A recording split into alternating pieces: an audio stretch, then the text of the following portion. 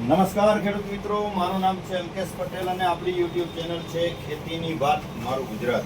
આપણી દુકાનનું નામ છે મિત્રો Hindustan agro seeds Kalavad, proper Kalavad, તાલુકો કાલાવડ, જિલ્લો જામનગર. મિત્રો તારીખ થઈ છે આજે મિત્રો 13/6/2025.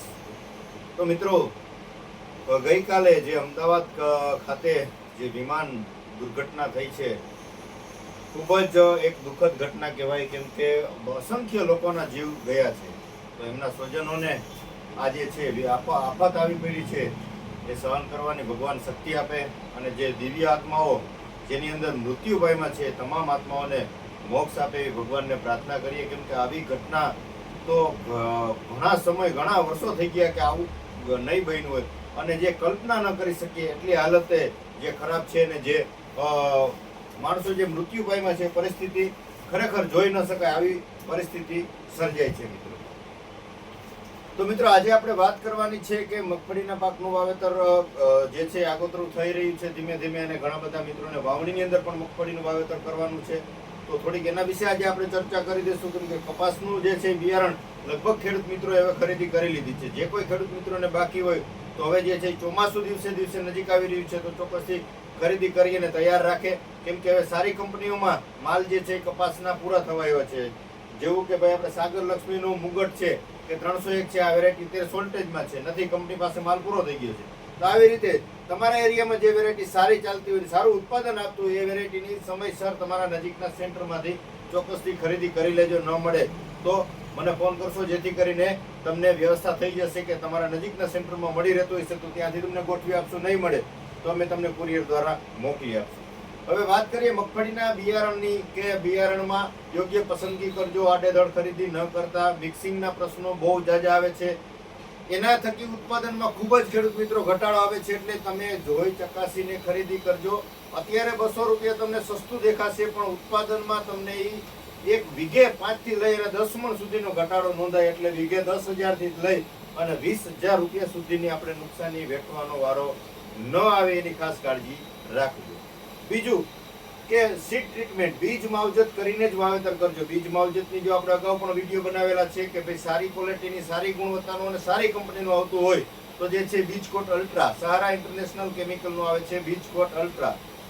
1 મણ દાણાની અંદર 80 થી લઈ અને 100 ml નો આનો ડોઝ છે. ખૂબ જ સારા પરિણામ છે મુંડાની અંદર, અને સફેદ કૃમિ, સફેદ ફૂગની અંદર પણ કામ સારામાં સારું આપશે. અને ઉગીને જે છે 1 મહિના સુધીમાં ચૂસ્યા પ્રકારની રોગ જીવાતો આવતી હોય, કે દાખલા તરીકે ચૂસ્યો છે, મોલો છે, આ પ્રકારની રોગ જીવાતોમાં પણ સારામાં સારું નિયંત્રણ આપશે.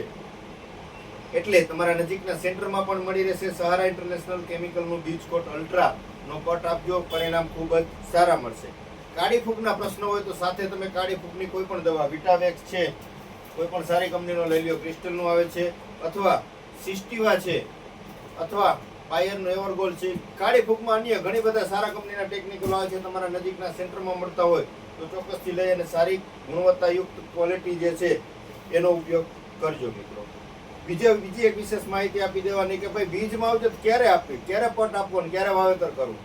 તો ખેડૂત મિત્રોને વિનંતી કરી દઈએ કે જ્યારે તમારે વાવેતર કરવું છે એને આગલે દિવસે પટ આપવાનો છે, નહીં કે 4-5 દિવસ અગાઉ.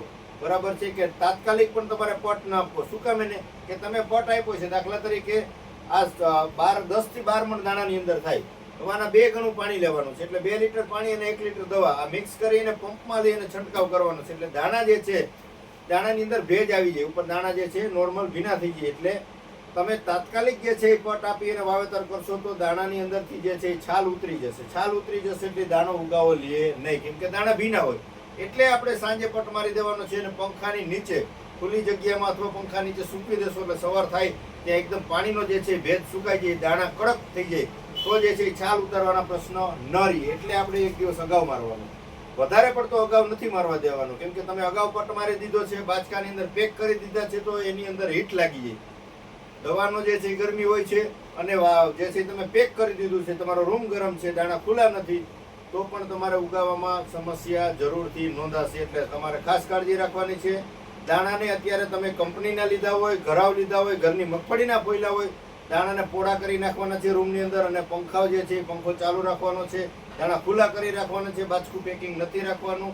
બીજી ખાસ વસ્તુ કે જેને અમુક નોર્મલ સડાનો પ્રશ્ન હોય, કે ક્યાંક ઈયળ દેખાતી હોય, કે ક્યાંક જે છે અમુક દાણા નખ થઈ ગયો આવી પરિસ્થિતિ જણાતી હોય તો નોર્મલ 1 મણની ગણતરી મુજબ જે છે 25 થી લઈને 30 ml જે ક્લોરોપાયરીફોસ દવા આવે છે 20%, એ તમારે વગર પાણી નાખ્યા વગર તમારે છંટકાવ એની અંદર કરી દેવાનો છે ને દાણા હલાવી નાખવાના છે. વધારે પડતી દવા નથી નાખવાની, ખાલી વાસ આવે એવું રહેશે તો પણ જે છે એ તમારે એમાં સડાનો પ્રશ્ન રોકાઈ જશે અથવા આવશે નહીં. પછી જે છે એ તમારે રૂમ બંધ રાખવાનો છે ને પંખાની નીચે ખુલ્લું રાખી દેવાનું છે. એટલે ખાસ કાળજી રાખજો, દાણા ખુલ્લા રાખવાના છે. બીજી કોઈ દવાનો પટર મારી અને જાજા દિવસ તમારે રાખવાનું નથી, જેથી કરીને દાણાના ઉગાવવામાં તકલીફ સમસ્યાઓ આવે નહીં. ઘણા બધા મિત્રો જે છે એક વાવણીની પહેલા એટલે કે વાવેતરની પિયતની પાણીની વ્યવસ્થા નથી અને કોરામાં જે વાવેતર કરી દઈએ કે વરસાદ આધારિત ભગવાનના ભરોસે વાવેતર કરી દેતા હોય છે, તો એમાં પણ ખેડૂત મિત્રો થોડીક રાહ જોવી. વરસાદ થઈ ગયા પછી પણ તમે વાવેતર કરી શકો છો, કેમ કે કોરામાં વાવી દીધું છે, ખાતર સાથે વાવ્યું છે તો દાણાની અંદર હીટ લાગશે, ગરમ લાગશે, જમીનનો તપ લાગશે, ઉપરથી ખાતર તમે આપેલું છે એનું પટ લાગશે એટલે હીટ લાગશે, એટલે તમારે દાણા જે છે ઉગાવવામાં સમસ્યા થશે. એટલે ચોક્કસથી ખાસ કાળજી રાખવાનું છે. જો શક્ય હોય તો ખાતર અત્યારે ઉનાળે વાવી દેવાનું છે, ક્યારા બાંધી લેવાના છે, પારા બાંધી લેવાના છે, અને જ્યારે દાણા વાવી આપણે વાવણી કરીએ ત્યારે માત્ર દાણાનું જ વાવેતર કરશો, જેથી કરીને ખાતર અને દાણો બે મિક્સ નહીં થાય તો ઉગાવો તમારો કમ્પ્લીટ સારામાં સારો લેશે. અને ખાતર અને દાણા જે બે મિક્સ થાય તો જે છે એ વરસાદ ઓછો હોય અથવા વાવણી થયા પછી જે છે એ વાવેતર ઉપર વરસાદ ન થાય તો પણ જે છે એ દાણા ઉગવામાં સમસ્યા ચોક્કસથી નોંધાય. એટલે આ બધી કાળજી આપણે પોતે જ રાખવાની છે.